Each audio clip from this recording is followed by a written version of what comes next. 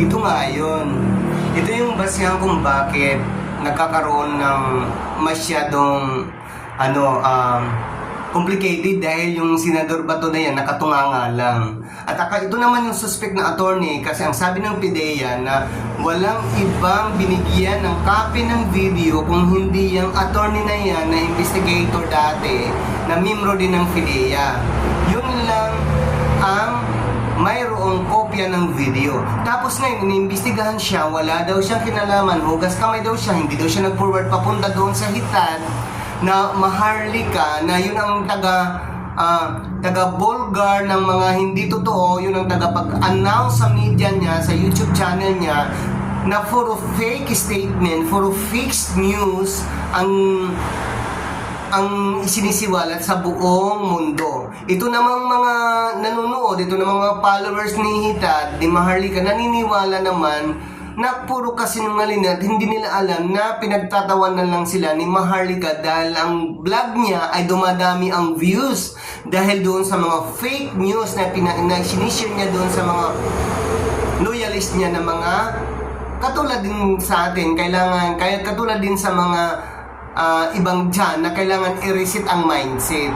Kaya nabubudol sila ni Maharlika. Ito, balikan natin ang attorney. Itong attorney na to, tinatanong siya, iniimbestiga siya, wala daw siyang kinalaman, hindi daw siya ang nag-forward doon kay Maharlika ng video kopya o lahat ng mga false statement at lahat ng mga nakikita niya dito sa Pilipinas sa inside ng PIDEA, wala daw siyang kinalaman.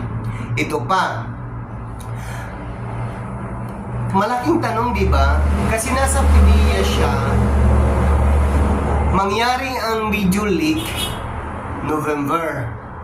The following month, December, nag-resign siya. So that is a big question. Sa bagay, bata pa to, malakas, maluwang ang pag-iisip nito. Natin advantage kasi bata pa siya na attorney. Pero hindi maganda yan, attorney.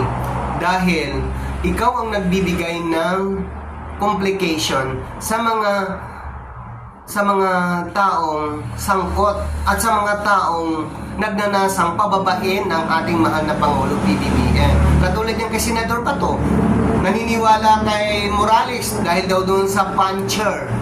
Authentic ang puncher, may kopya, may lamat pa daw ng puncher. My God, Senador Bato, bobo ka talaga, ano?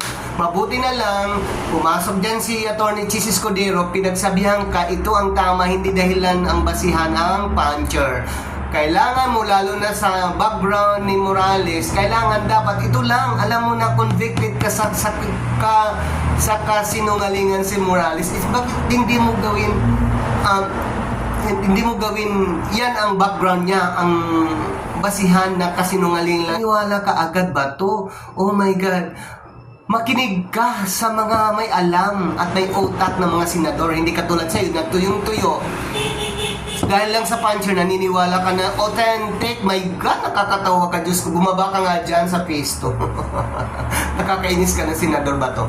At maganda pa rin ang nangyari. Good job, Senator Jingo Estrada, dahil hindi ka naniwala kay Morales na lahat ng mga leak ng PIDEA leak ay totoo. Dahil alam mo naman ang background. Maganda, yun talaga. Good job, Jingoy Estrada, Senador Jingo Estrada, dahil sinusi mo lahat. Inusisa mo lahat ang from the start kung anong background ni Morales. Kasi tingnan nyo lang ang mukha ni Morales. Ang bunganga Bato, tingnan mo nga. Mukha lang ni Morales, hindi na pagkakatiwalaan. Tapos ikaw naman, Senador Bato, nabubudol naman. Binabato ka ng kasinungalingan ni Morales. Naniniwala ka naman dahil daw authentic ang papers, ang documents. Diyos ko, huwag mong babasihan ang authentic na yan na dahil sa puncher, Senador Bato. Kung pinagpipilitan mo sarili mo, bumaba ka, mag-take over na lang dyan sila Senator Atty. Chis Escudero. Tsaka si Jingo Estrada. Kasi kayo, Robin Padilla, dapat pinagsabi mo rin ng Padilla, hindi pan-display yan, hindi yan pelikula na nakaupo lang siya dyan sa Senado. Nagbabaho ang laway niya dyan sa kauupo. Sumasakit ang liig niya. Dahil sa katitingin doon kay Jingo Estrada, mga notes. Kung ako sa iyo, Senador Bato, kung yan lang naman ang gagawin nyo dyan sa Senado, kayo ni Padilla, Huwag na kayong pumasok sa hearing dahil wala kayong talagang kakwinta-kwinta. Lalo na itong si Robin Padilla, nagmamalaki. Hindi yan shooting dyan, Robin, ha? Huwag kang pumasok sa Senado, huwag kang umupo dyan. Sayang. Yung puwet mo, papayat. Mapa-flat dahil sa kaupo. Tsaka yung ligo, magkaka-step neck ka. O, wala kang ginawa kung hindi abiso doon sa kay Senador Jingo Estrada mga notes at nakatunganga lang. Sayang din, no? Sayang yung mga taxis namin.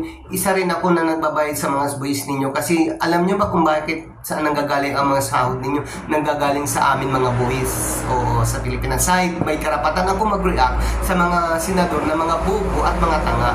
Kaya yun. Kaya pasensya na aking mga loyalists, sa aking mga YouTube followers. Dati yung aking super makulit, dito na naman, si All The Way 24 na, hindi na super makulit.